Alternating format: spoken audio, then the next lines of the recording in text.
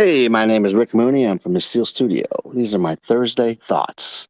We have a two-part Thursday thoughts today. We're going to reflect on the Deshaun Watson decision here in a little bit here. Let's start with the notion that we have to start Kenny Pickett. Colin Cowherd and several others say if we don't start him now, we don't start him. We need to go get another quarterback in next year's draft.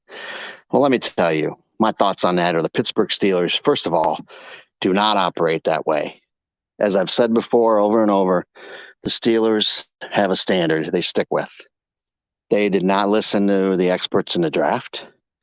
They did not listen to the experts with not drafting Najee, drafting Firemouth, drafting any of the guys they drafted. Even Watt was almost the last pick in the draft that year. Steelers took Kenny Pickett because he was the best player on their board available. And he was there and they took him. They did not take him to be the day one starter this season. That is not how the Steelers operate. Kenny Pickett will be fine, and I think he will be a good player in this league. But right now, Mitchell Trubisky is the man. Mitchell has done nothing but take first-string snaps all preseason and OTAs and preseason and camp, and he's looked good. He hasn't looked bad. And this notion that Kenny Pickett's going to take his spot and come in and be the starter because he's 24 and we got to get him out there now is ridiculous. It's just absurd. Look at all the guys that were drafted 3 or 4 years ago, the Baker Mayfields and the Sam Darnolds and Josh Rosens. They're all on different teams. They played right away, and they're all on different teams. It's all BS. Now, some of the other examples of guys that didn't start right away that are the best quarterbacks in the league are Aaron Rodgers and Patrick Mahomes. The Steelers will play Kenny Pickett when he gives them the best chance to win. And right now, I don't believe he does. Do I think he's going to be a star? Yes, I do. And do I think that he's going to start this year? No, I don't. Unless Mitchell gets hurt. I do think Pickett has a chance to be the number 2 quarterback and supplant Mason. I think he'll get that opportunity starting this weekend.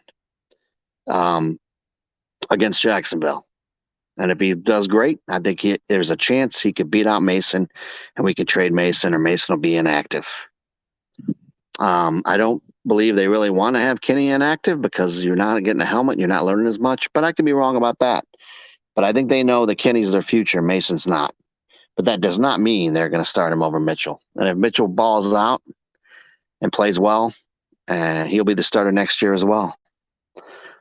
Kenny will be, like I said, be the starter when Kenny gives us the best chance, and he's the best quarterback. Will he have opportunity? Absolutely. But will we put him in there just because he was a number 1 pick, and we have to play our number 1 pick, and or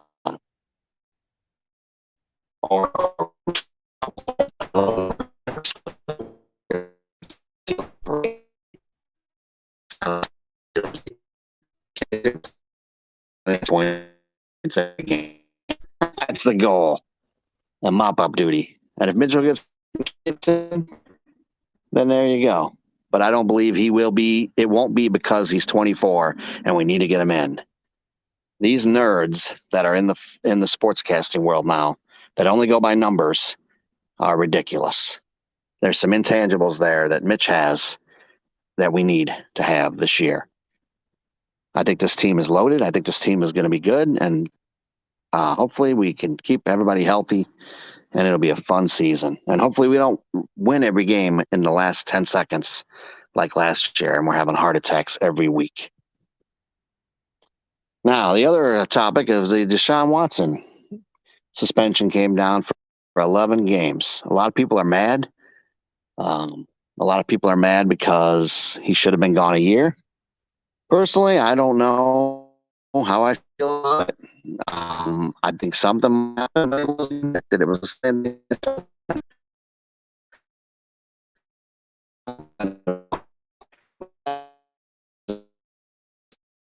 stupid for Cleveland to give up 3 number 1 picks, all the other picks, and pay him as much guaranteed money as they did. I think that was foolish. And I think that suspending him a year would have given them the opportunity to load up for next year because he would have only counted $1 to $10 million against the cap next year. Now he'll count that this year, and they won't even have him to play, and next year he'll count 56 million. So they're going to have to make some changes in Cleveland, or they're going to be in cap hell.